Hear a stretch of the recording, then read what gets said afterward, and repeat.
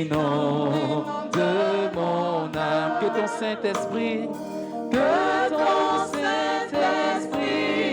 vienne et prenne le contrôle de chaque situation de ta vie, chaque situation qui trouble mes pensées,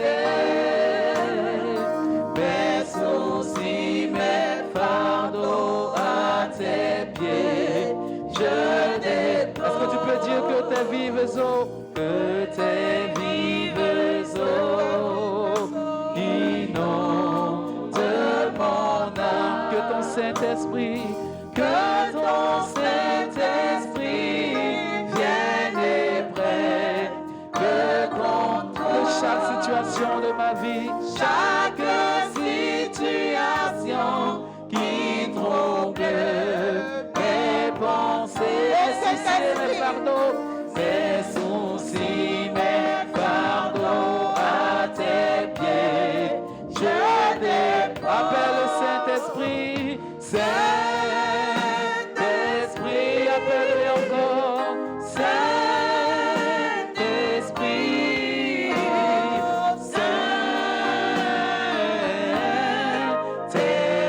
Saint-Esprit, appelle le Saint-Esprit, Saint-Esprit, Saint-Esprit.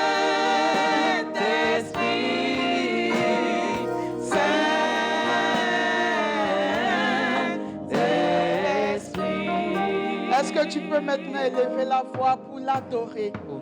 Dis-lui, Saint-Esprit, je bénis ta présence au milieu de nous ce soir. Je voudrais te saluer, je veux te remercier. Je veux te dire merci, toi qui viens me disposer, qui nous dispose à te recevoir, ô Saint-Esprit.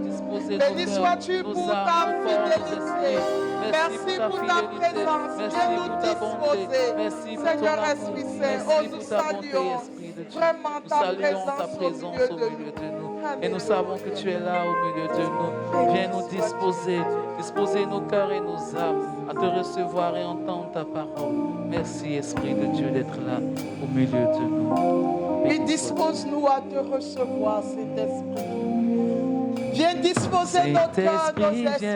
Oh, Saint-Esprit. Disposer. Demande-lui de te disposer ce soir.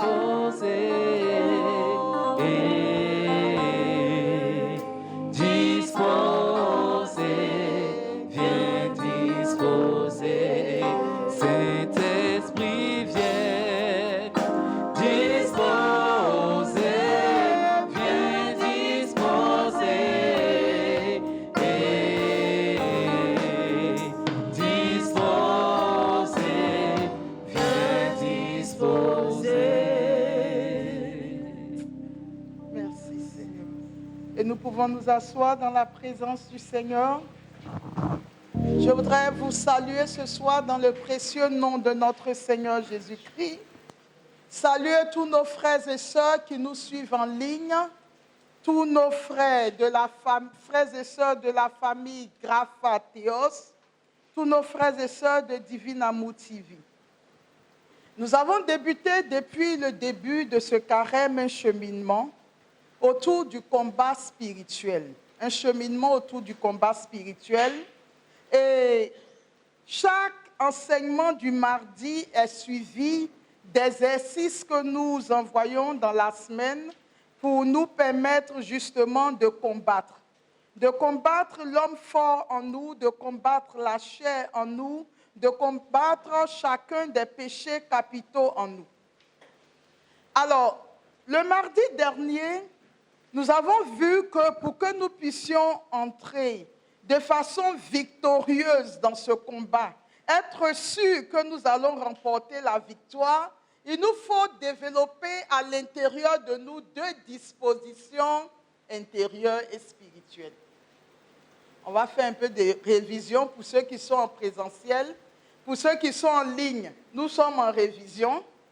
Alors, quelle est la première disposition que nous devons avoir si nous voulons être sûrs de remporter la victoire contre nos ennemis? La défiance de soi. Et la deuxième disposition, La confiance en Dieu.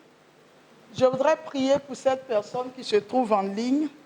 Seigneur, je voudrais en ce soir te confier l'âme de ta fille, son esprit et son corps. Ta fille Ouedraogo Lydie, à qui tu donnes un cœur qui soit attaché à tes chemins. Seigneur, dans ce cheminement que nous vivons, elle a trouvé important de s'imprégner réellement de ce que nous devons faire pour avancer sur le chemin dans ce combat pour remporter les victoires. Je prie qu'une grâce spéciale repose sur sa vie. Je prie que son cœur te soit voué et consacré. Je recueille en ce jour toutes les grâces qui se dégagent des messes, des célébrations eucharistiques de ce jour. Et je prie que ta grâce et ta faveur reposent à profusion sur sa vie. Père, fais-toi l'ennemi de ses ennemis. Lève-toi, ô Dieu, pour elle. Souviens-toi d'elle. Dans ton livre Souvenir, ô Dieu, je prie qu'à cet instant précis, ta grâce, Seigneur, ta grâce repose sur sa vie. Je prie que dans le livre des souvenirs, tu te souviennes des bons actes qu'elle a pu poser. Et comme pour Mardoché, Seigneur, permets que toutes les potences qui ont été dressées par ses ennemis contre elle et sa famille, que ses ennemis eux-mêmes soient crucifiés. Donne-lui de remporter des victoires. Élève-la dans ta présence, ô Dieu. Et donne-lui la grâce de marcher sur ton chemin de victoire, Père. Je te le demande au nom de Jésus de Nazareth. Amen. Alors, avant de continuer l'enseignement de ce soir, c'est ce qu'il y a de plus blessant dans une vie spirituelle. De voir toute l'énergie, l'ardeur, l'intercession, la prière qu'on met à accompagner des âmes qui veulent aller vers Dieu, à accompagner des âmes qui cherchent Dieu, c'est ce qu'on suppose. Mais en cours de chemin, à chaque carrefour, nous disons attention, ici pour aller plus loin, il faut telle ou telle disposition de cœur. Mais si vous n'êtes pas capable, une semaine après l'enseignement, de vous rappeler les dispositions dont vous avez besoin pour aller de l'avant, quand sera-t-il, quand le cheminement sera fini et que vous serez appelés à continuer selon le chemin dans cette victoire? Je voudrais que ce soit quelqu'un ait honte. J'aimerais que ce soit dans la vérité de votre être. Que chacun puisse dire à Dieu, Seigneur, je n'ai pas été suffisamment attentif. On vous aurait dit qu'il y a des milliards à un carrefour, que chacun aurait retenu à quel carrefour on a dit que les milliards se trouvent. Et quel est le chemin qu'il faut emprunter pour y arriver. C'est blessant et c'est dommage. À cause de cette seule sœur en ligne, je suis obligée de continuer l'enseignement puisque pour une seule personne, Dieu a refusé de détruire Sodome et Gomorrhe. C'est parce qu'il n'en a pas trouvé qu'il a dû détruire. Donc pour elle seule, sinon honnêtement, j'aurais déposé le micro et on aurait prié ce soir. Mais je pense que le Seigneur veut que nous continuions l'enseignement et donc nous allons continuer en espérant que ce soir, l'Esprit de Dieu sera plus vigilant dans vos vies pour ouvrir les entendements. Et d'ailleurs, même ce soir, nous allons parler de ces choses-là.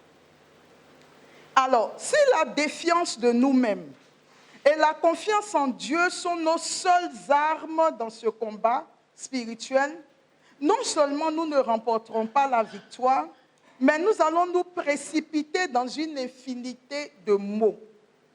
Nous allons aller de mal en mal. C'est-à-dire, dans ce combat spirituel, nous avons commencé les exercices autour du combat spirituel.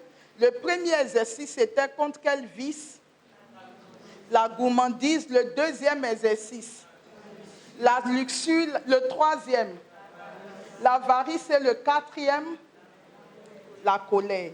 Alors, dans ce combat que nous menons, nous savons qu'il n'y a pas que 4 vices et que nous y allons étape par étape.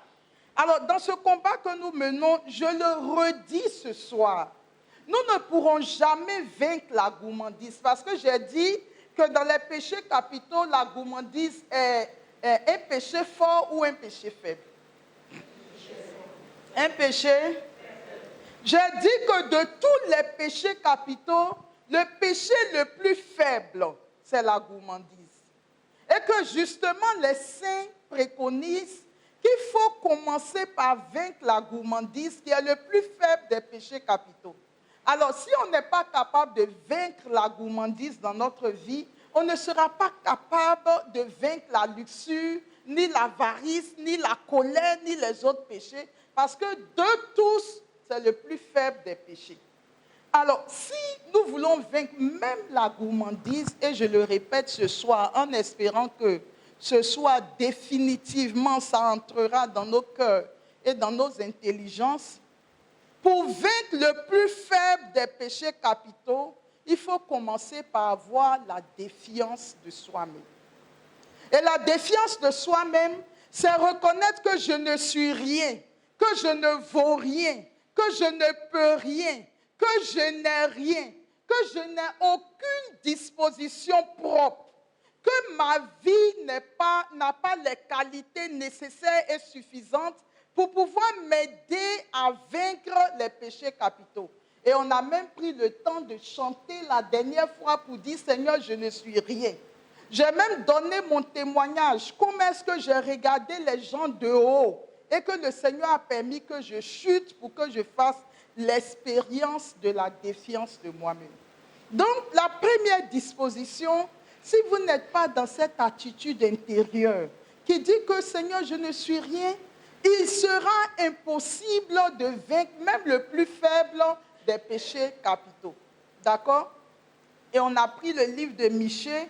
On t'a fait connaître aux hommes ce qui est bon et ce que l'Éternel, ton Dieu, attend de toi, c'est que tu pratiques la justice, que tu aimes la miséricorde et que tu marches humblement avec ton Dieu. Et il y a ce psaume de David que j'aime beaucoup. Fais-moi connaître Yahvé, ma faim. Et quelle est la mesure de mes jours? Que mon cœur pénètre la sagesse. Quand je connais la mesure de mes jours, mon cœur pénétrera la sagesse parce que je verrai que je ne suis rien et que je ne peux rien. Donc la première disposition de cœur, la défiance de moi-même. Et la deuxième disposition, la confiance en Dieu. Avoir confiance que quelle que soit ma misère et ma pauvreté, celui qui est en moi est plus fort que celui qui est au dehors.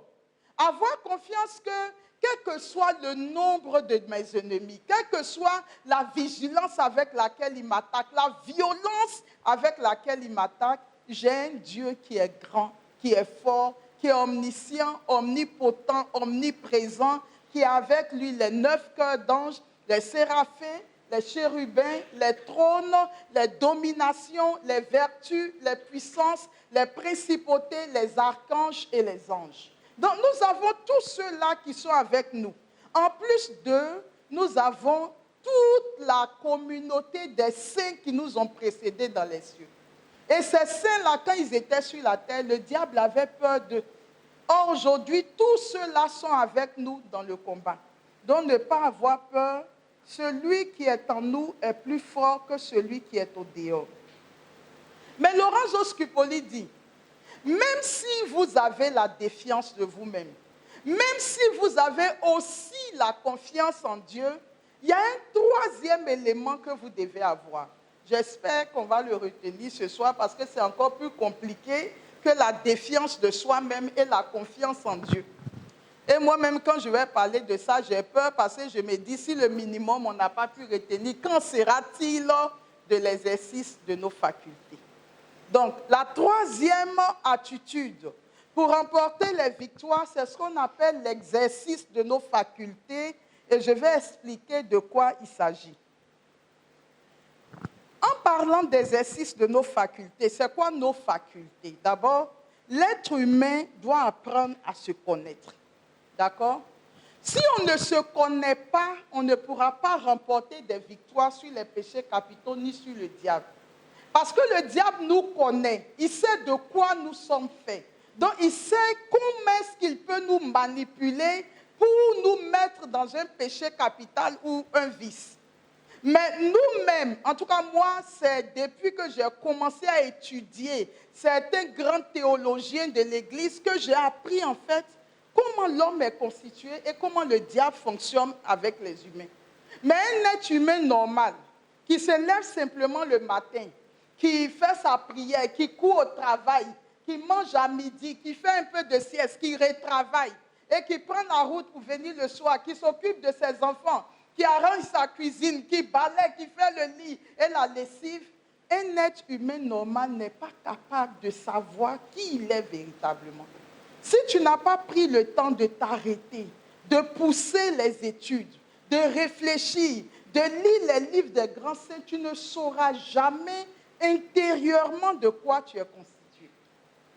Donc ce soir, c'est ce que nous allons voir, parce que le diable, lui, le sait et agit puissamment sur ces choses-là.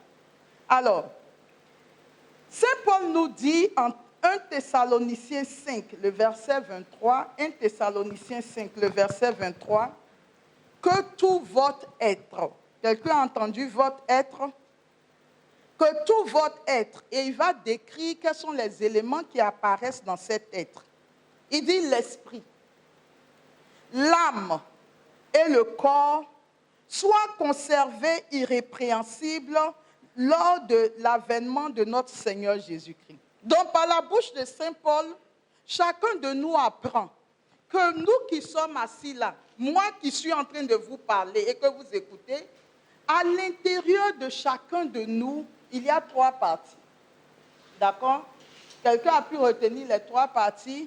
La première partie, l'esprit. La deuxième partie, l'âme. La troisième partie, le corps. L'esprit, l'âme et le corps. Alors, dans le combat spirituel, le diable va beaucoup appuyer l'une des 3 parties. Et donc, il faut qu'on sache comment est-ce que ces 3 parties fonctionnent. La partie la plus inférieure, la plus petite, la plus basse, d'accord, la moins spirituelle, on va dire ça comme ça en griffe, parce que le corps reste quand même le temple du Saint-Esprit. La partie la plus inférieure, c'est le corps. Le corps nous donne de prendre connaissance ou conscience du monde extérieur. D'accord? Par quoi est-ce que le corps nous met en contact avec le monde extérieur? Par nos sens. D'accord? C'est par nos sens que le corps nous met en contact avec le monde extérieur. Et quels sont ces sens qui sont en nous, qui permettent au corps de nous donner d'être connectés au monde extérieur? La vue, l'ouïe, l'odorat, le toucher, le goûter. Donc en ce moment, vous me voyez, je vous vois. On comprend bien que mon environnement actuel est fait de personnes qui sont assises en train d'écouter un enseignement. Vous me voyez, d'accord? Donc les 5 sens qui sont dans le corps nous permettent d'être conscients du monde qui nous environne. On laisse le sens. Après le sens vient l'âme. Mais l'âme est tellement complexe que je voudrais d'abord commencer par aller à l'esprit. D'accord? Alors, l'enseignement de ce soir demande un niveau de vigilance parce que quand je vais rentrer dans les choses plus profondes, si vous n'avez pas compris le début, vous aurez du mal à rattraper la suite. Donc, dans un être humain, il y a le diable qui est dans le monde, il y a nous, et puis il y a Dieu.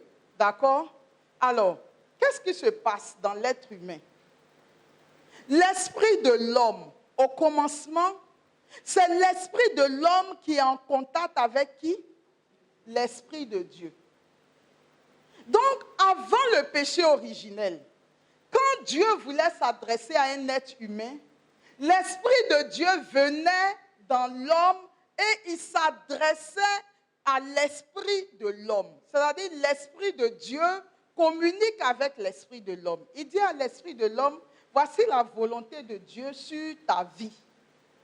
C'est l'esprit de l'homme qui entend les instructions de l'esprit de Dieu. Et quand l'esprit de l'homme entend les instructions de l'esprit de Dieu, donc je vais m'arrêter une minute sur l'esprit de l'homme. L'esprit de l'homme donc nous donne de prendre conscience de Dieu et du monde spirituel. Le corps nous donne de prendre conscience du monde, d'accord? C'est le corps qui nous met en contact avec le monde, mais c'est notre esprit qui nous met en contact avec Dieu et le monde spirituel. Maintenant, entre le corps et l'esprit, il y a quoi? L'âme d'une personne.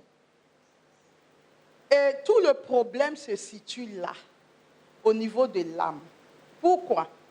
Parce que c'est l'âme d'une personne qui caractérise cette personne. La partie qui sera jugée au dernier jour, c'est notre âme. Notre moi se trouve dans notre âme. Le corps ne fait que nous mettre en contact avec le monde. L'esprit ne fait que nous mettre en contact avec Dieu.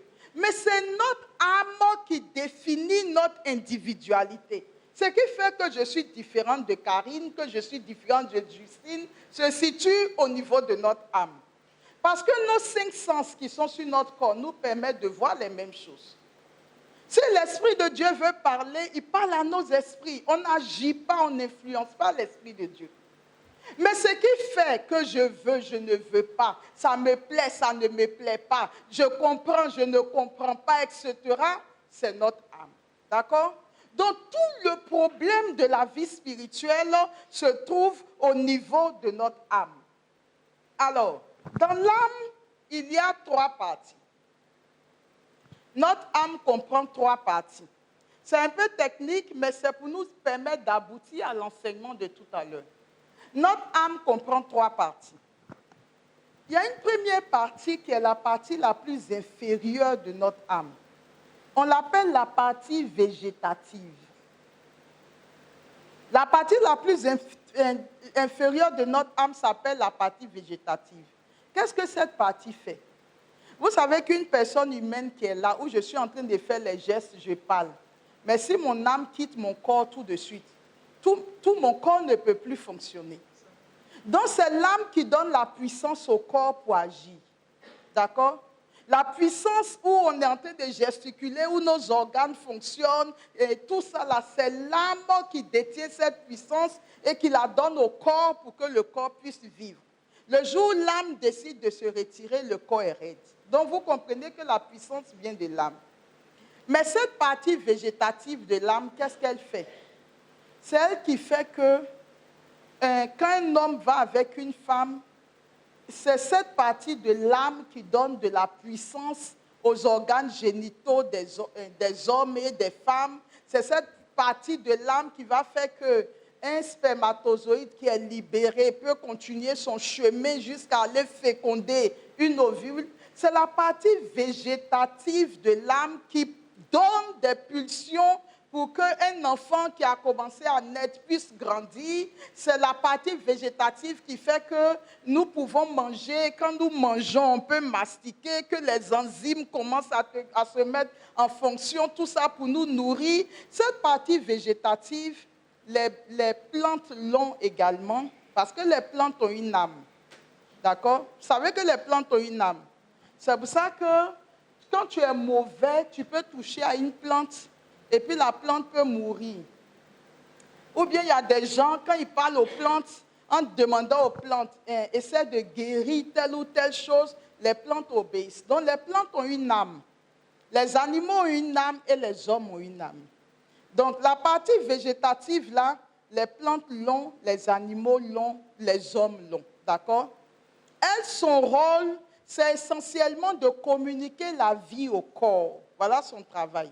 Dans la croissance, dans la génération, il faut dans le fait de grandir, l'engendrement, tout ça, c'est ça le rôle de la partie végétative. Il y a une partie qui est intermédiaire qu'on appelle la partie sensible. Cette partie, les plantes ne l'ont pas.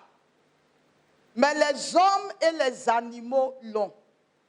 Mais qu'est-ce qui se trouve dans cette partie sensible? L'imagination. Quand tu es là, tu imagines, et tu es devant le Saint-Sacrement, ton esprit s'en va se promener. Tu es là, tu dis, tu pries même, tu es distrait. L'imagination se trouve dans la partie sensible. La mémoire se trouve dans la partie sensible. Les pensées se trouvent dans la partie sensible.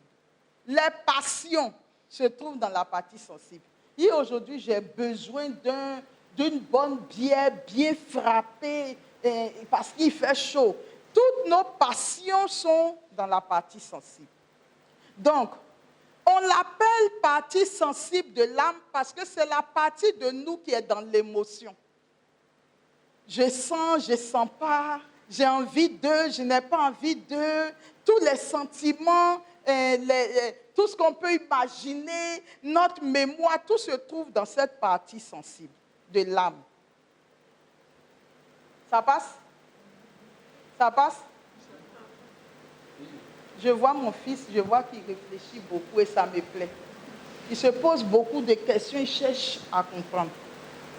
Et puis, la troisième partie de l'âme, qui est proche de quoi? De l'esprit de l'homme. Cette troisième partie, elle a deux facultés. Vous voyez qu'on ne se connaît pas.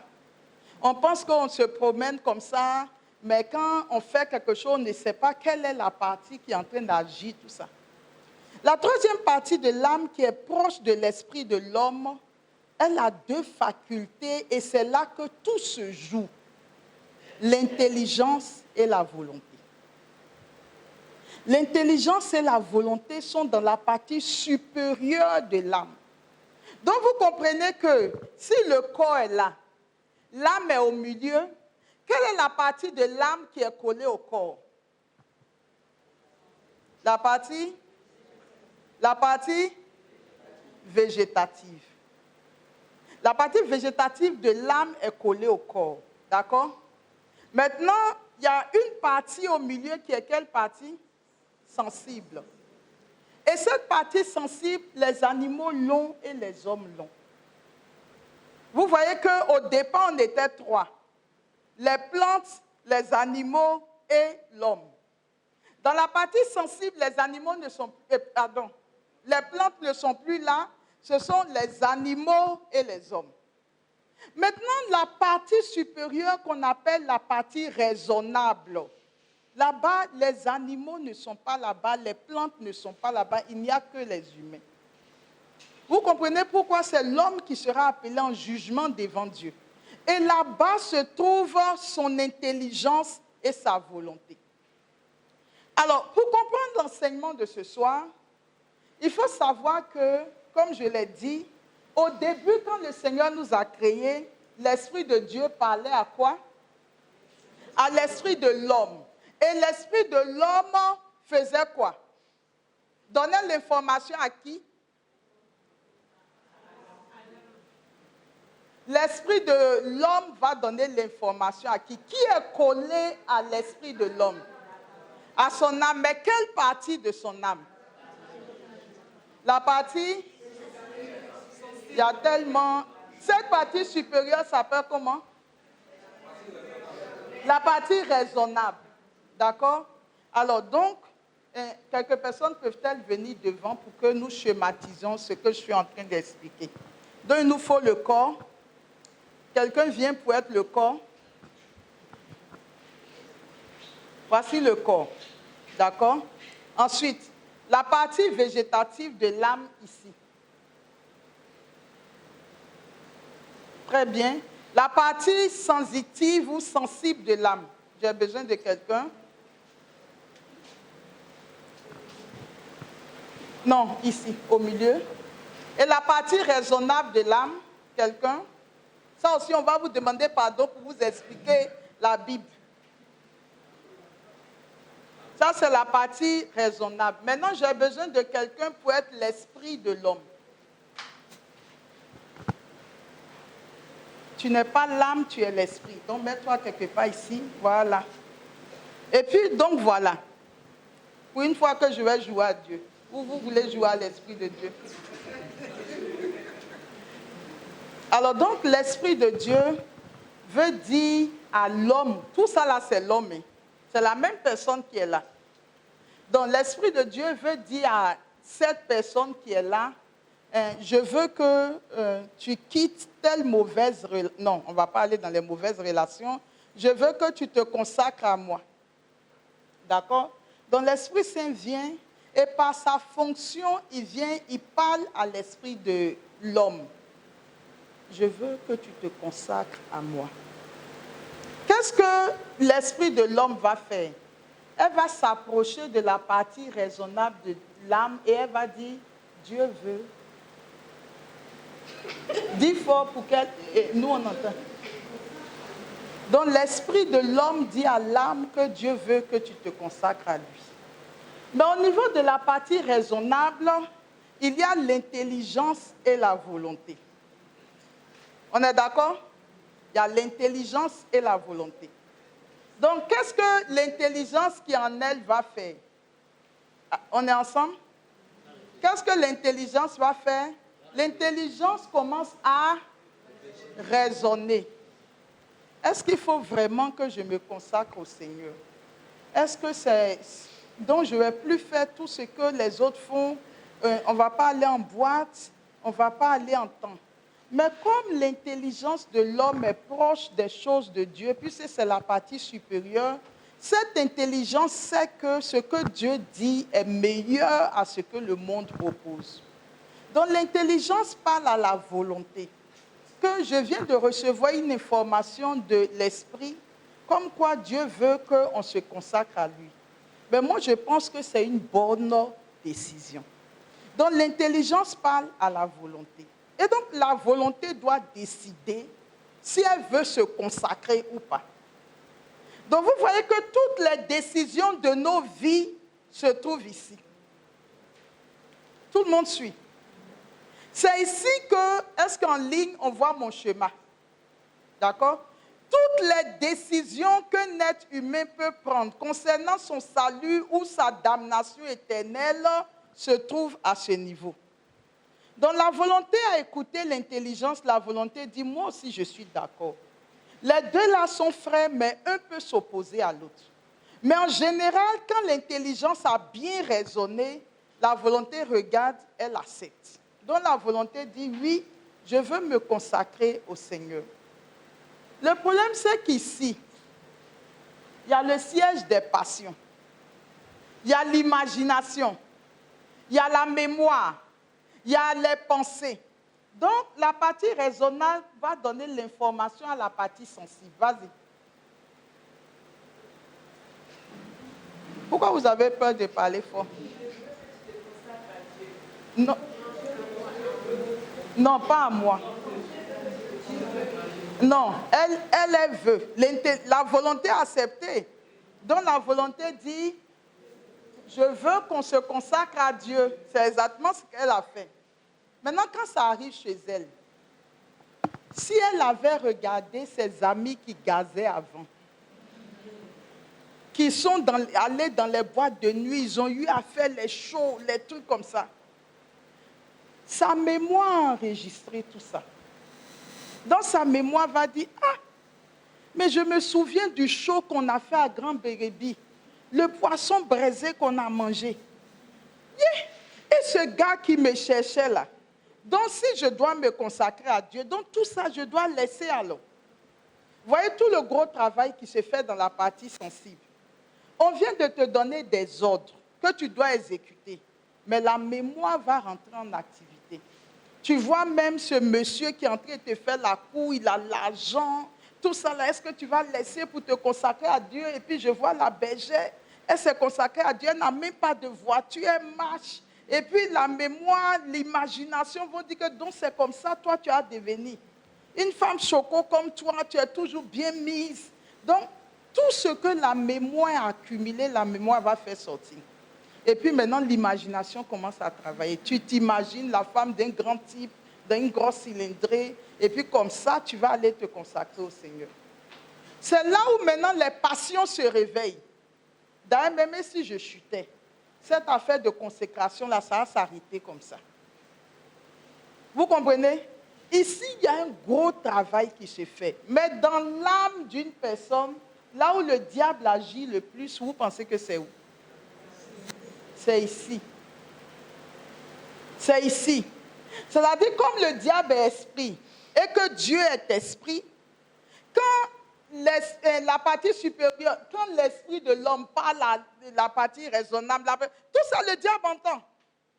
Donc lui, il est quoi? Il est derrière toi comme je suis arrêté derrière elle. Cette fois-ci, je ne suis plus Dieu, mais je suis le diable. Et qu'est-ce qu'il fait? mais tu ne vas pas te consacrer à Dieu. Tu ne vois pas la dernière fois quand tu es sorti là. Essaie d'imaginer, de te remémorer ce que tu as vécu avec cet homme. Mais est-ce qu'il ne t'a pas donné 1 million quand tu as accepté de coucher avec lui? D'accord? Donc tout ce que tu as fait dans ta vie, tout est écrit dans ta mémoire. Quand on dit Dieu ouvre le livre souvenir là, tout ça aussi apparaît. Et le diable appuie dessus. Il ne faut pas accepter, il ne faut pas accepter, il ne faut pas accepter. D'accord? Mais Dieu est là pour te dire, non ma fille, abandonne. Ce que j'ai à te proposer est plus important. Et maintenant, quand finalement elle décide qu'elle ne va pas céder au diable comme à Dieu, elle dit, le fait que Dieu m'appelle, j'aime ça. Ici, c'est là où il y a les sentiments. Il n'y a pas de sentiments ici. Ici, on raisonne et on décide. Mais j'aime ou je n'aime pas, ou je veux ou je ne veux pas, ou tout est ici. Donc, elle dit, je veux donner ma vie au Seigneur. Donc maintenant, elle va s'adresser à la partie végétative en disant, nous avons décidé de donner notre vie au Seigneur. Maintenant, la partie végétative, elle a enregistré cette information. Elle doit impulser le corps. Parce que si tu décides de donner ta vie au Seigneur, il faut peut-être que tu ailles rencontrer un prêtre, commencer à lui dire que tu dois te vouer à lui, tout ça. Le problème, c'est que les organes qui te permettent de te déplacer se trouvent dans le corps et non dans l'âme. Dans la partie végétative, qu'est-ce qu'elle va faire? Elle ne demande pas la vie du corps. Elle se tourne simplement vers le corps et elle lui éjecte l'énergie nécessaire. En lui disant, nous avons donné notre vie au Seigneur, va rencontrer le prêtre et parle lui de cette décision. Merci. D'accord? Voici comment les choses fonctionnent dans le monde de tous les jours. Maintenant, dans le combat spirituel, qu'est-ce qui se passe?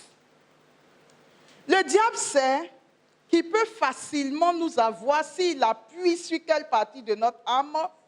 La partie sensible de notre âme. Donc, qu'est-ce qu'il fait?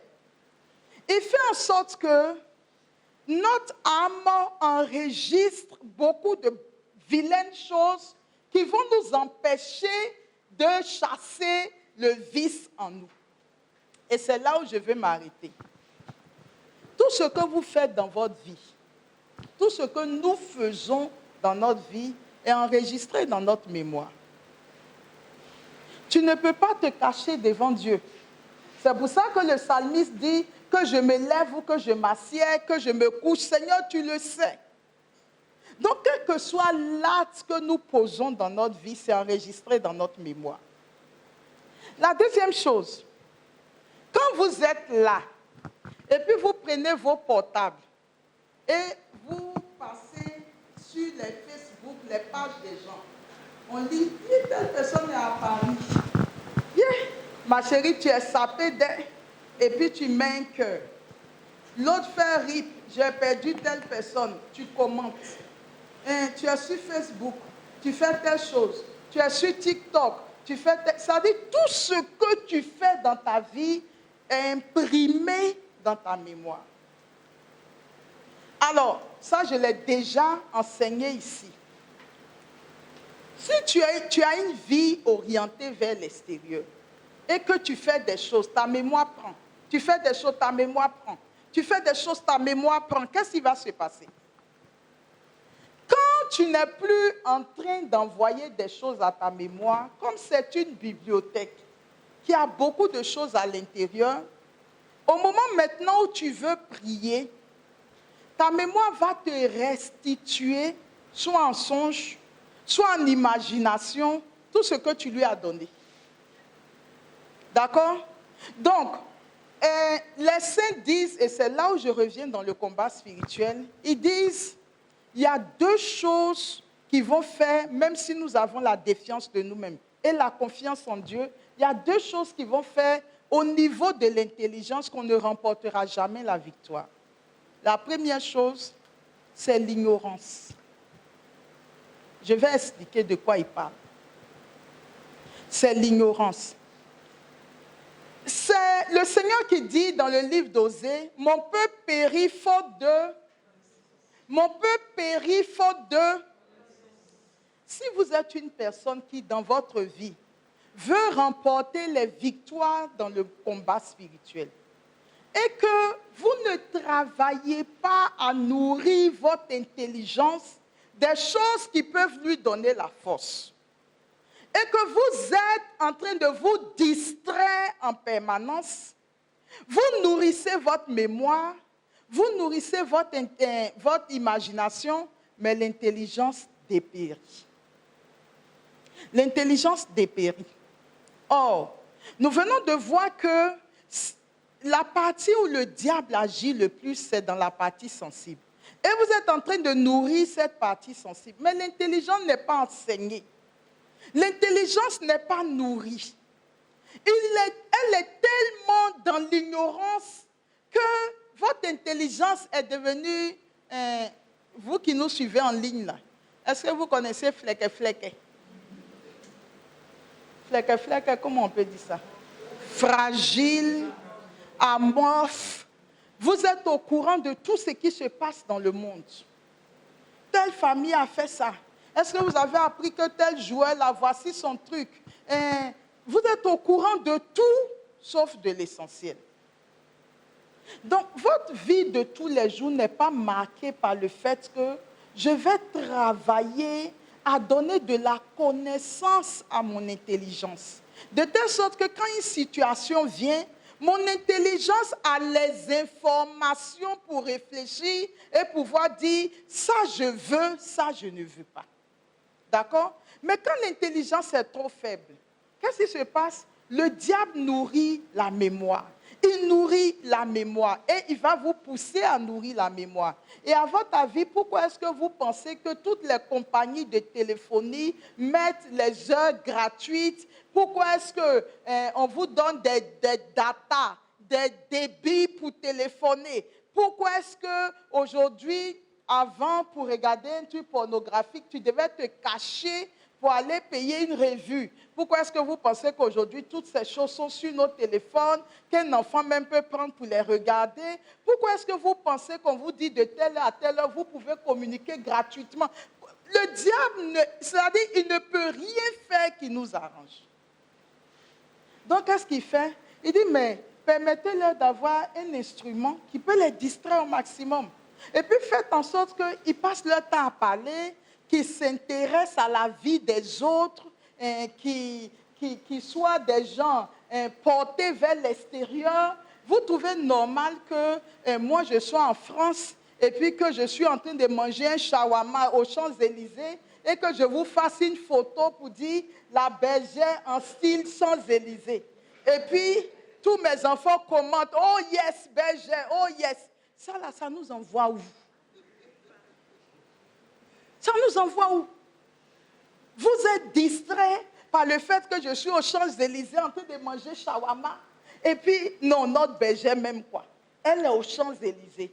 Et moi-même, je me pavane aux Champs-Élysées. Peut-être même que je n'ai rien dans mon sac, mais il faut que mes membres mettent des cœurs, mettent des... Est-ce que vous savez que c'est une grosse distraction? C'est une très grande distraction. Vous voyez des gens, ils vont à tel endroit, ils vont faire des photos. Il faut que les gens sachent qu'un jour, ils ont été là-bas, ils ont fait ça, et puis ils vont poster, et puis je suis au pied de Notre-Dame des Temps. La Vierge même est étonnée parce qu'elle dit que je ne reconnais pas cette personne qui est devant moi. Le monde a fait de telle sorte que notre vie soit localisée dans la partie sensible de notre âme. Et on se complète dedans. On aime ça, on n'aime pas ça. Mais pendant ce temps, l'intelligence est en train de dépérir, mais d'une façon extraordinaire. L'intelligence n'est pas nourrie. On ne lui apporte aucune nourriture. Et quand l'intelligence est fragilisée à ce point, viens ma chérie, comme tout à l'heure, tu n'as pas venu. Viens. Tu as l'intelligence, et comme je suis plus grosse que toi, l'intelligence qui est en train de dépérir. D'accord? Et moi, regarde là-bas, s'il te plaît. Et moi, je suis la partie sensible qui se nourrit des Facebook, des distractions, des films à la télé, et tu ne connais même pas une référence biblique, mais tu sais que dans Novelas, telle personne a tué telle autre. Quand on te demande, tu es capable de raconter tout le film. Donc tu grossis au niveau de la partie sensible, mais dans ta partie raisonnable, ton intelligence est en train de dépérir. Mais comment le diable va fonctionner? Quand il veut attaquer une personne, il a tellement nourri la partie sensible que qu'est-ce qu'il va faire? En principe, quand la passion va vers l'intelligence et que l'intelligence est suffisamment nourrie, elle résiste. Elle dit, je ne cède pas. Et la passion ne peut rien faire. Parce que l'intelligence est son patron. Et c'est l'intelligence qui décide ce que notre vie va être. Mais si tu as tellement nourri la partie sensible qu'elle est devenue obèse, et que la partie de ton intelligence est si faible, quand la passion arrive, Yako. Mais en réalité, c'est ce qui se passe.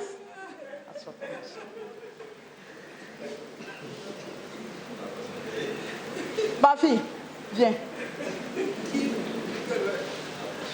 Je suis l'intelligence qui est bien nourrie. Mets-toi derrière moi, ma fille. Tu es la passion. Donc, voici un autre style de vie. Le premier cas, c'est quelqu'un qui est toujours dans les films, il aime la vie, il est dans les Facebook, les TikTok, il ne s'occupe pas de la partie de son intelligence. Ce cas présent, c'est quelqu'un qui cherche vraiment Dieu, qui a compris que tout ça là, c'est de la distraction. Et qui passe son temps à nourrir la partie raisonnable de son être. Maintenant, la passion arrive. Ma fille, il faut me pousser.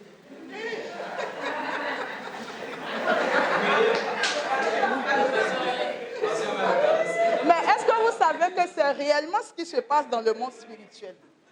D'accord? Celui-là, il est tellement flequé que quand l'intelligence est posée comme ça, là, quel que soit ce qui se passe derrière, elle n'a pas de problème. Mais pourquoi? Parce qu'en plus, elle est orientée vers l'Esprit de Dieu. Et dans ta vie, merci ma fille, tu es flequé.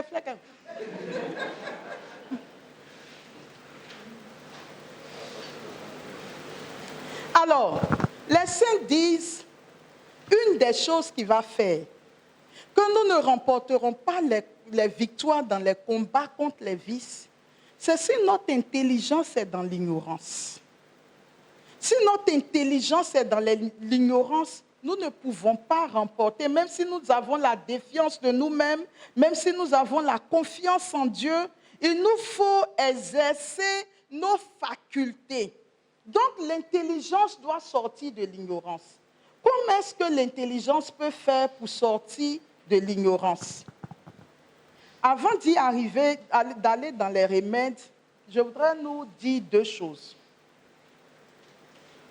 Il y a des gens qui disent, il y a les péchés capitaux dans ma vie, mais vraiment, je ne trouve pas la force de les combattre. Je vais vous raconter deux histoires. Une qui s'est passée en Côte d'Ivoire et l'autre, je ne sais pas où ça s'est passé, puisque nous avons des frères et sœurs qui nous suivent en ligne. Vous connaissez l'histoire de ce monsieur qui nourrissait les caïmans dans un lac. On connaît tous cette histoire, n'est-ce pas? Qu'est-ce qu'il fait quand il doit aller nourrir les caïmans? Il prend, je ne sais pas, ce sont les poules ou quoi. Il se met au bord du lac, il danse, les gens viennent, on lui donne l'argent, tout ça, et puis il jette les poules dans l'eau et les caïmans viennent manger les poules, n'est-ce pas?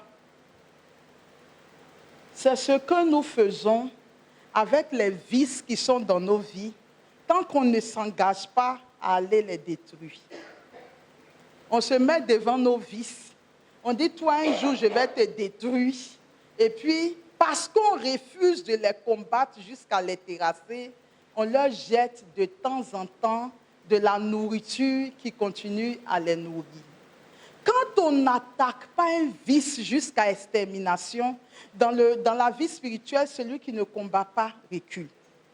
Donc, tant qu'on ne combat pas un vice jusqu'à extermination, on est en train de nourrir le vice en nous. Il est comme le cancer. Si tu ne le radiques pas, tu ne le déracines pas, lui, il grandit. D'accord? Donc, il y en a qui disent que moi, je suis coléreuse. Ça, vraiment, mon papa était coléreux, ma maman était coléreuse. Dans notre famille, c'est la colère. Et puis, donc, tu acceptes que c'est un héritage que toi aussi, tu peux garder parce que ton papa l'était, ta maman l'était. D'accord? Ou bien nous, dans notre famille, on aime manger. Donc, ben, j'ai pardon, attends, on va bien manger, après on va voir le combat spirituel. Nous sommes exactement comme ce monsieur qui est au bord du lac, qui nourrit les caïmans avec les poulets. Mais qu'est-ce qui s'est passé un jour? Pendant qu'il dansait, ces caïmans ingrats, son pied a glissé un peu. Il y a un des caïmans qui est venu tirer ce pied. Ils l'ont tiré dans l'eau et ils l'ont tué. C'est ce que fait le vice en nous. Quand on ne décide pas de l'attaquer de front, il finira par nous terrasser. Et c'est important que dans la vie chrétienne, ça dit parfois les vices sont devenus des phénomènes de mode dans nos vies. Et le diable a tellement maquillé les vices qu'on a tendance même à dire c'est mon péché mignon. La deuxième histoire que je voudrais raconter, c'est une femme qui essayait de s'apprivoiser un gros serpent. Je ne sais pas si c'était un serpent bois ou une vipère. Donc, comme elle a apprivoisé le serpent, elle dort avec le serpent dans son lit. Et ils dorment jusqu'au matin. Après, chacun va casser. Ils reviennent le soir, ils dorment. Et puis, elle a remarqué à un certain moment que le serpent ne mangeait plus. Mais quand elle vient se coucher, le serpent fait le tour de son corps et il s'en va se coucher. Mais il ne mangeait plus. Donc, elle est allée voir le vétérinaire. Elle dit, mais je ne comprends pas, il semble que mon serpent est malade. Ça fait des jours qu'il ne mange pas. Et le vétérinaire lui demande, est-ce que quand tu es couché, il ne fait pas le tour de ton corps? Elle dit, si. Il fait chaque fois le tour, il s'en va se coucher, mais il refuse de manger. Le vétérinaire lui a dit que le serpent s'apprête à t'avaler en fait. Donc, il essaie de voir. Il refuse de manger pour préparer son corps à recevoir ton corps. Donc, quand il fait ça là, il mesure si c'est ton diamètre ou tes dimensions, jusqu'à être sûr qu'il peut t'engloutir. Et c'est quand le vétérinaire lui a dit ça qu'elle a dit, quoi? Un serpent que j'ai aimé, avec qui je suis, que je nourris tous les jours, comment est-ce qu'il peut penser vouloir m'avaler? Voici ce que beaucoup de gens font avec leur vice. C'est trop difficile pour moi. J'ai du mal à le combattre. On veut s'apprivoiser le vice et on veut dormir avec le vice. Mais le vice, chaque jour, mesure ton diamètre spirituel. Et plus ce vice est dans ta vie, plus il obscurcit ton intelligence. Parce qu'il sait que si tu es informé de qui il est et de ce qu'il est capable de faire dans ta vie, mais très vite, tu vas le combattre pour t'en sortir. Donc, qu'est-ce qu'il fait?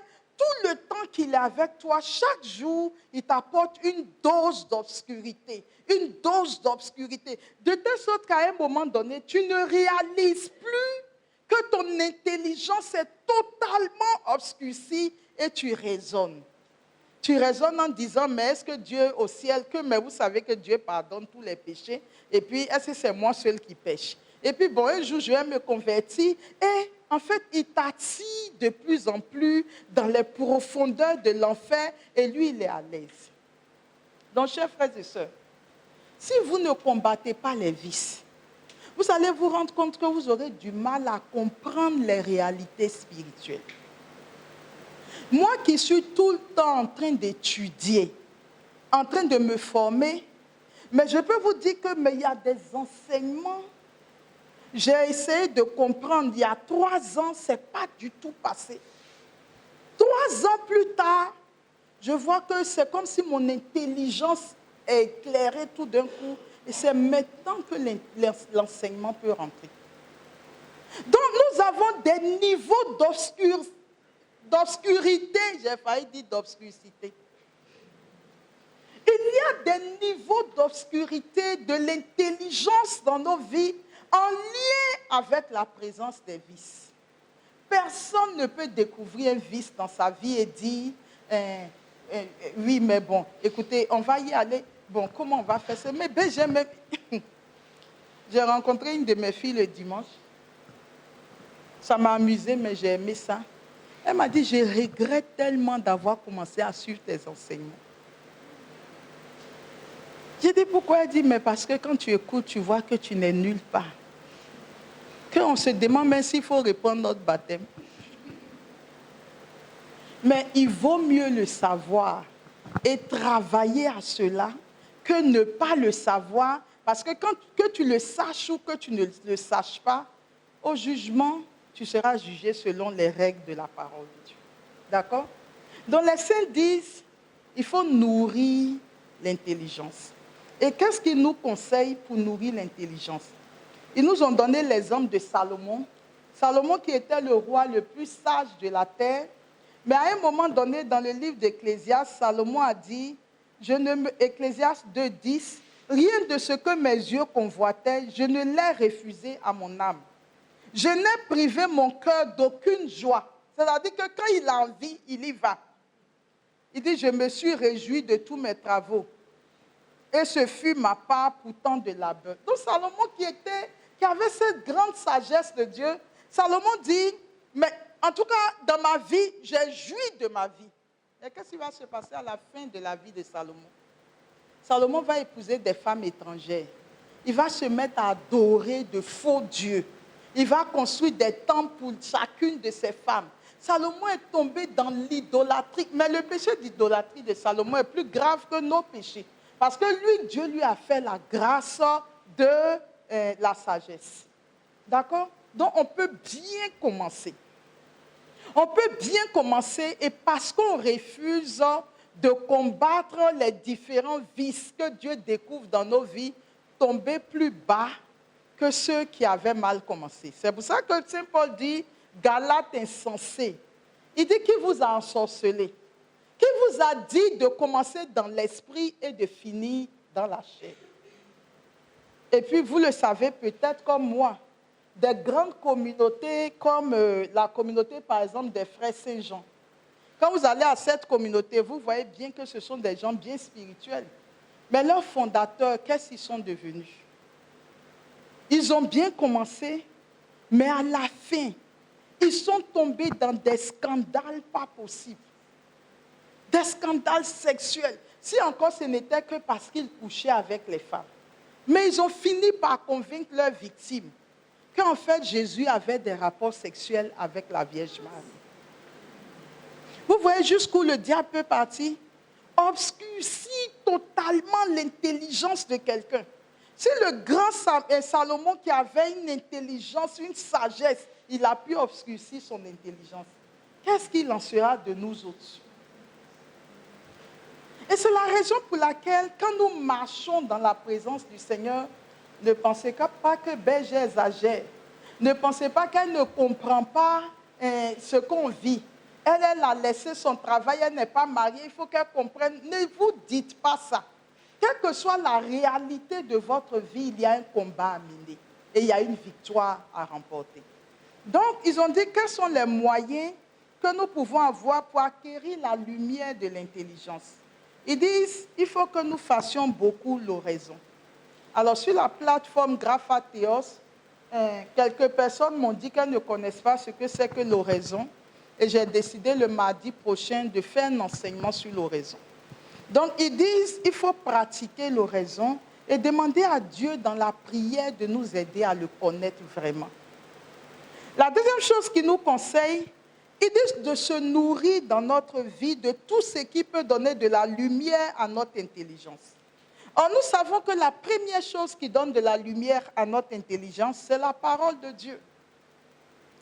Le psaume 118, 119, le verset 105, « Ta parole est la lumière de mes pas, la lampe de ma route. » Jean 17, 17, « Sanctifie-les dans la vérité, ta parole est la vérité. » Donc, pour connaître la vérité et savoir comment est-ce que nous devons marcher devant Dieu, nous devons toujours être des habitués de la parole de Dieu. Et depuis que cette mission existe, je n'arrête pas de le répéter, de le rabâcher. Aucun être humain ne peut faire de grands pas spirituels dans sa vie s'il n'est pas un habitué de la parole de Dieu. N'espérez pas grandir dans la présence de Dieu si la parole de Dieu est absente de vos vies.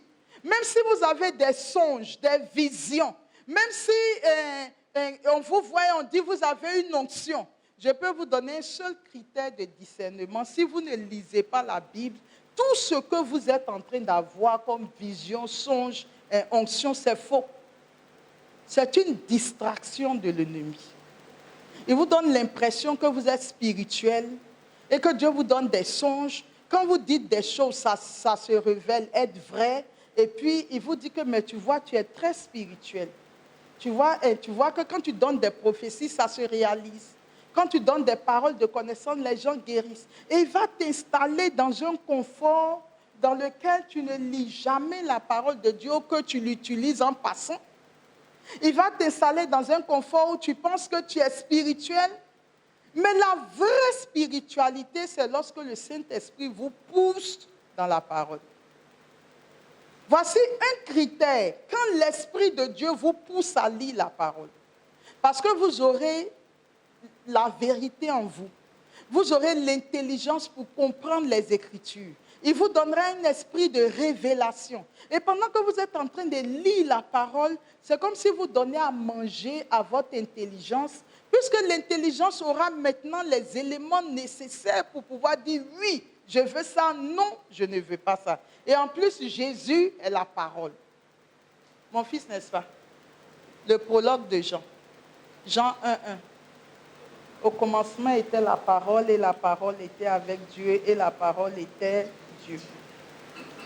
Le deuxième conseil pour nourrir son intelligence, il faut lire beaucoup les livres de spiritualité. Dans ce temps de carême, je veux que quelqu'un éteigne sa télé. Je veux que quelqu'un se coupe des réseaux sociaux. Je veux que quelqu'un arrête. Qu'est-ce qu'on regarde encore? Là, ils ne savent plus. Hein.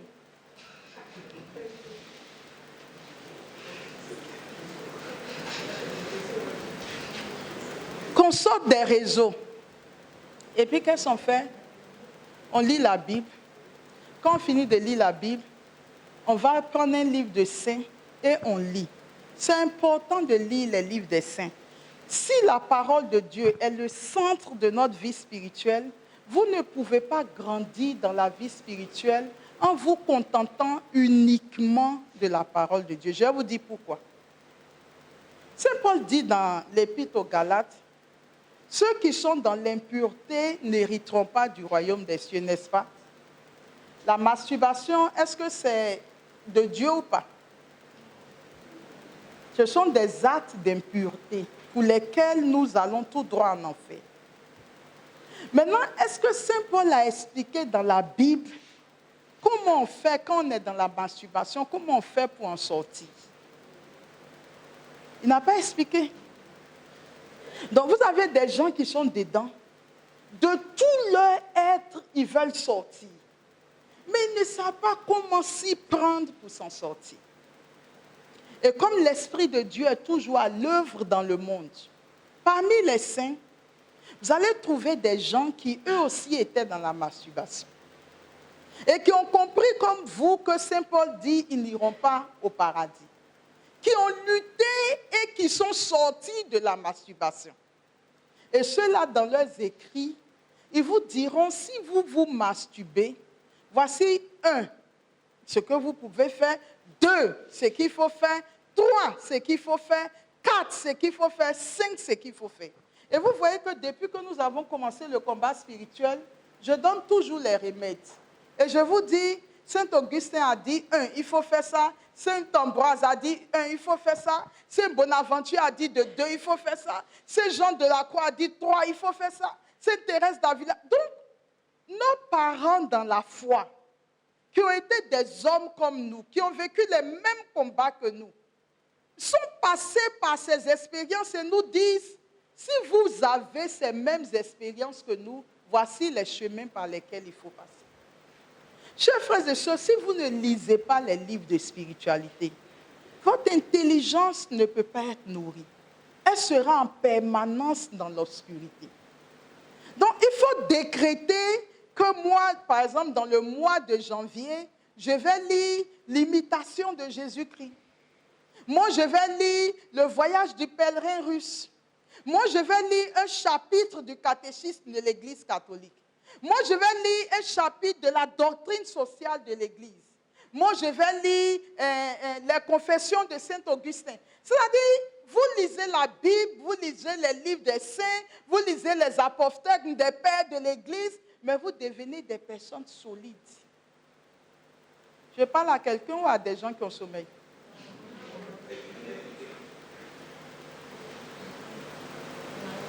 On est ensemble?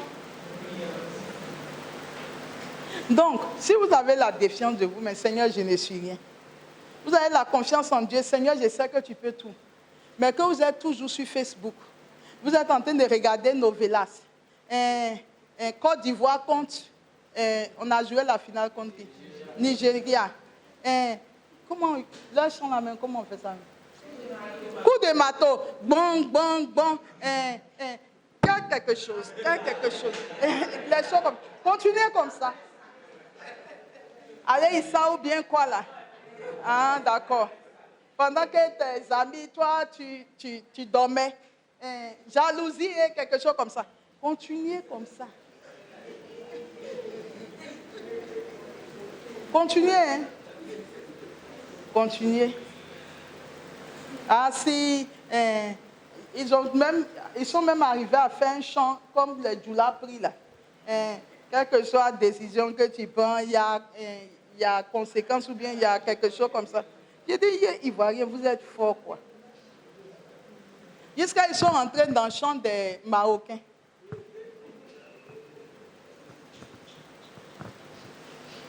Il y a un temps pour s'amuser, un temps pour prendre sa vie spirituelle au sérieux. Moi, je n'avais jamais regardé TikTok. Pour la CAN, j'ai mis TikTok sur mon portable. J'étais épuisée. Et puis, j'avais besoin de l'ambiance de la CAN. Donc, je m'assois devant Jésus. Et puis, je dis, pardon, on va mettre un but. Et puis, quand on met le but, Jésus est là. Je dis, on va aller danser un peu sur TikTok. Allez, Issa, coup du matin. On est dedans. Mais la CAN est finie le dimanche et puis le mercredi, c'était le mercredi des cendres. C'est là où si votre volonté n'est pas forte, vous allez toujours vous laisser entraîner. Dès qu'on a remporté la victoire, j'ai vu l'ambiance dans la ville, désinstaller TikTok sur tous mes portables. J'ai tout désinstallé. Revenir aux choses sérieuses et aux questions d'éternité.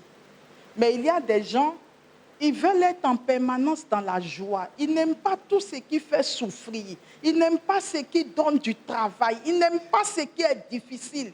Ils sont dans la jouissance. Mais je peux te dire que l'homme vit tout au plus sur la terre 120 ans. Tout au plus. Sinon aujourd'hui, tout au plus 100 ans. Tu seras dans les coups du marteau pendant 100 ans. Mais en enfer, c'est éternellement que tu vas recevoir les coups du marteau. D'accord? Dans un feu qui dévore. Donc, il faut lire. Ne dites pas que moi, je n'ai pas la grâce de la lecture, moi, je préfère écouter. Je peux vous dire par expérience que l'écoute ne vous donne pas les mêmes grâces que la lecture.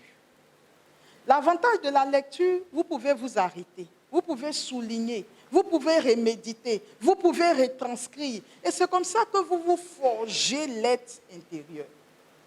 La vie spirituelle n'est pas une affaire facile. Le deuxième défaut de l'intelligence, c'est la curiosité.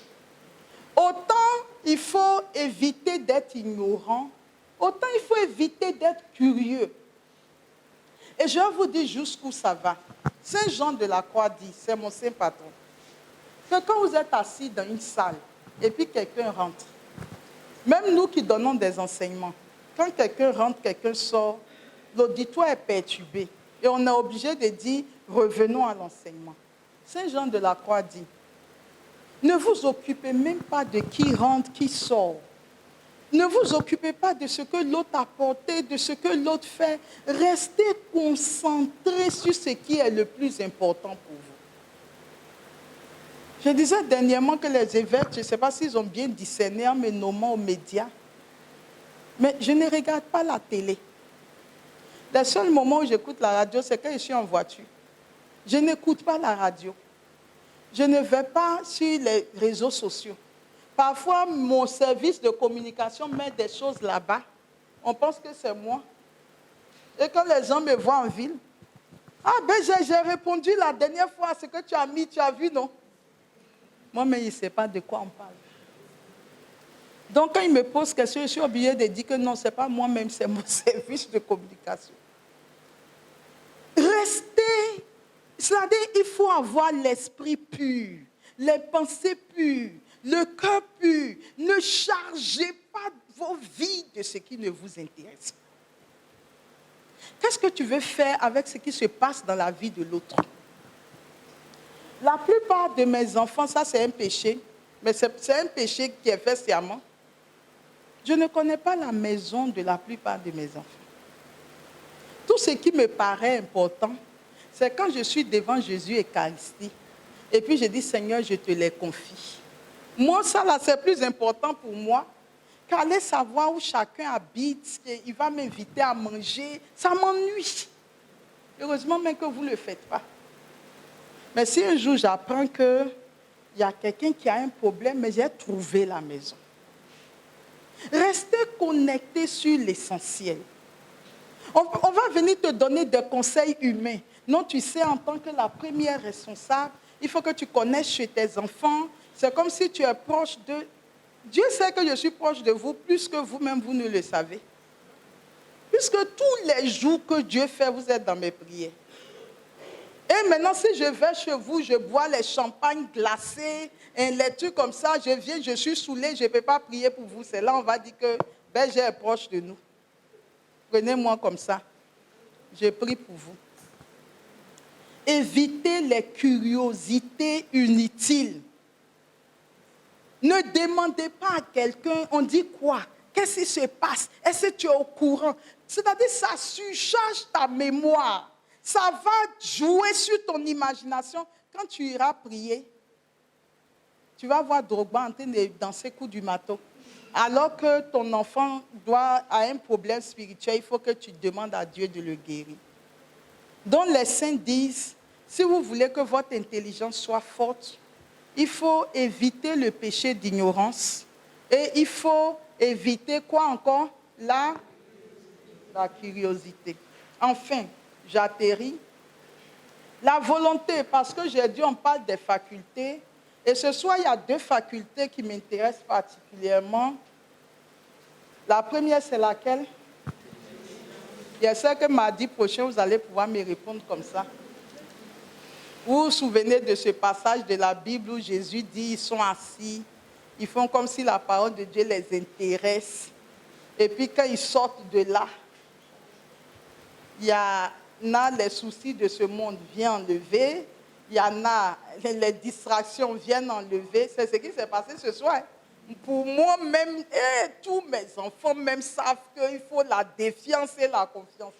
Tellement j'étais convaincue de mon affaire, j'ai osé dire ça en direct. Si je pensais que vous ne saviez pas, je n'aurais pas posé la question. L'intelligence, la volonté. La seule chose que je peux vous dire concernant la volonté dans le combat spirituel, les saints disent que, en réalité, il faut faire très attention à la volonté parce que le diable attaque la volonté, mais d'une façon très subtile. D'une façon très subtile, et je vais vous dire en quoi il attaque subtilement la volonté. Si quelqu'un dit « je ne veux pas aller à l'église », Lui, on sait déjà que son problème est réglé, n'est-ce pas? Il a décidé de ne pas suivre le chemin du Seigneur, de ne pas honorer le commandement qui dit tu sanctifieras le jour du Seigneur. Mais il y a, pour ceux qui cherchent Dieu, là, le diable agit vraiment comme un petit serpent. Comment il fait? Il nous fait aimer les choses de Dieu, pour ceux qui cherchent Dieu. Mais pas pour Dieu lui-même, mais pour le plaisir qu'on trouve à faire la chose de Dieu. Je m'explique. Tu es dans un cœur, tu chantes, n'est-ce pas? Est-ce que chanter pour Dieu, c'est un péché? Mais il y a des gens qui sont dans le cœur, qui chantent, et le Seigneur ne regarde pas, n'écoute pas leur chant. Pourtant, ils chantent adoration à Jésus-Christ. Il mérite l'adoration. Mais quand Dieu maintenant les voit en train de chanter, ils chantent pour Dieu. Ils adorent Dieu. Mais Dieu voit que leur adoration, là, c'est le plaisir que ça leur procure, là. C'est sur ça, eux, ils sont focalisés. C'est-à-dire, ils adorent Dieu, mais ça leur procure un plaisir d'adorer Dieu. Ils n'adorent pas Dieu parce que ça fait plaisir à Dieu, mais il y a un plaisir qu'eux, ils éprouvent en faisant la volonté de Dieu.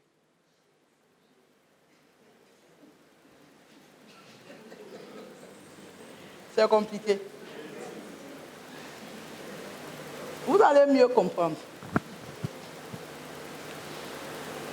Si j'adore Dieu, je viens chanter parce que ça me fait plaisir. Je viens chanter parce que je pense qu'en chantant, je chante pour Dieu, mais moi-même, j'éprouve un plaisir à adorer Dieu. Ce qu'il y a à l'intérieur, c'est ce qu'on appelle l'amour propre. C'est qu'est-ce que je gagne même quand je sers le Seigneur. Maintenant, qu'est-ce qui va se passer le jour où je n'ai pas envie de chanter? Parce qu'il peut arriver un jour où je n'ai pas du tout envie d'aller chanter. Vous êtes d'accord avec moi? Qu'est-ce qui va se passer? Je vous pose la question. Si je chante parce que ça me fait plaisir de chanter pour Dieu, qu'est-ce qui va se passer le jour où je n'en ai pas envie? Je ne viendrai pas chanter. Vous comprenez? Vous voyez la différence? Donc le jour où je n'en ai pas envie, je ne vais pas me dire que quand je chante, ça fait plaisir à Dieu et que je vais quand même me forcer de venir. Mais comme je suis habituée à faire même les choses de Dieu, quand ça me fait seulement plaisir, donc le jour où je n'ai pas envie de le faire, je ne tiendrai pas compte du fait qu'en chantant, c'est la joie de mon Dieu que je recherche et pas ma joie. Vous comprenez? Et Jésus dit dans l'évangile de Saint Jean, il dit, j'ai beaucoup de choses à vous dire, mais je ne fais pas ce que je veux, mais je fais ce que mon Père me dit de faire. Si nous focalisons notre spiritualité sur ce qui nous fait plaisir, même si c'est pour Dieu que nous le faisons, le Seigneur n'accueille pas ça. Pourquoi? Parce que quelle est la partie de l'âme qui vient chanter pour Dieu en éprouvant du plaisir? La partie sensible. Est-ce que vous comprenez? C'est pour ça que j'ai dit, il faut que vous sachiez comment l'homme est constitué pour qu'on puisse faire cet enseignement. Moi, je n'aime pas prêcher. Mais je peux venir prêcher parce que je sais que même si je n'aime pas prêcher, le Seigneur, lui, ça lui fait plaisir quand je prêche. Je ne recherche pas mon plaisir, mais je le fais parce que c'est la volonté de Dieu. C'est de cette façon-là que je fais mourir en moi ma chair. Mais même dans les choses spirituelles, si j'éprouve un plaisir, ça veut dire que le jour où je n'aurai pas envie de le faire, je ne le ferai pas. Donc c'est mon plaisir qui guide même mes intentions spirituelles et non la volonté et le plaisir de Dieu. Donc aujourd'hui, j'ai envie de louer Dieu, je loue. Oh Seigneur, c'est toi seul qui es le maître de ma vie. En dehors de toi, je n'ai point d'autre Dieu. Qui est comme toi? Il y avait Shabao, il y avait Jireh, Elishama, et le Dieu d'Adriano.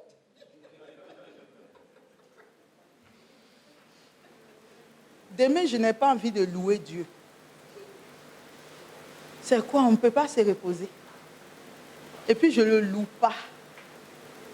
Il y a des gens, quand vous marchez avec eux, le jour où ils sont contents, tout le monde doit être content. Le jour où ils sont fâchés, tout le monde doit être fâché. C'est ce comportement-là que nous avons par rapport à la volonté. Faire les choses quand on en a envie, même si c'est pour Dieu. Et le jour où on n'en a pas envie, on ne le fait pas. Et les saints disent, au niveau de la volonté, voilà là où le diable attaque. Et c'est la raison pour laquelle ils disent que dans notre cheminement spirituel, il y a des périodes qu'on appelle les périodes de consolation. Les périodes de consolation, ce sont les périodes où ta vie spirituelle, ça va. Tu peux descendre 3 rosaires, tu fais la messe tous les jours, et puis tu pries, et tu fais l'aumône, tu lis la Bible. On appelle ça les périodes de consolation.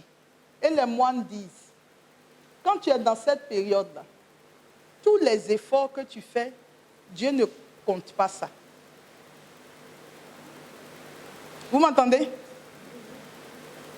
Quand tu es dans une période de consolation, tout ce que tu fais, tu vas à la messe de 6 heures tous les jours, tu vas essuyer les chaussures du curé, tu balayes la chapelle, hein, tu prépares pour aller leur donner, hein, tu es couché devant le Saint-Sacrement, hein, tu dis je vais laver toutes les WC de la paroisse.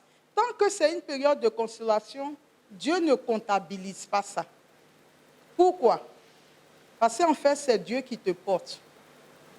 Tu ne fais pas d'effort en fait.